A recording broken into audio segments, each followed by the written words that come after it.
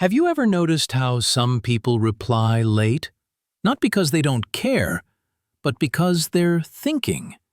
You see the message, you feel the urge to respond, but something inside says, wait. Here is the psychology behind people who reply late, but think deeply before responding. They process emotions before words. For these people, replying isn't just typing, it's emotional regulation. Psychology calls this high self-awareness. They pause to understand how they actually feel before reacting, because they know one careless sentence can change a relationship forever. So instead of instant replies, they choose intentional ones. They fear being misunderstood. Fast replies feel risky to them. Their mind runs simulations. How will this sound? What will they assume?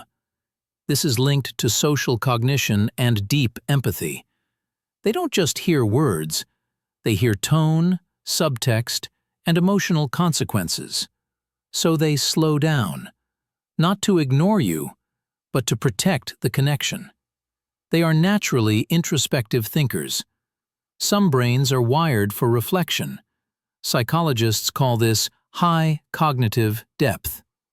These people replay conversations. They analyze meaning.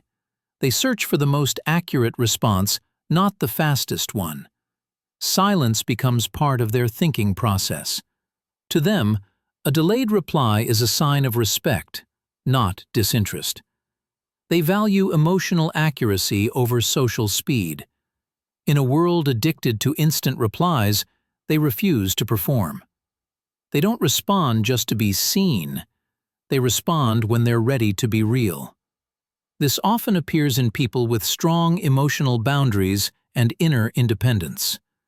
They don't let external pressure control their emotional timing. They've learned that words can't be taken back. Often, this behavior comes from experience, past misunderstandings, regrets, conversations that went wrong. Psychology calls this behavioral learning.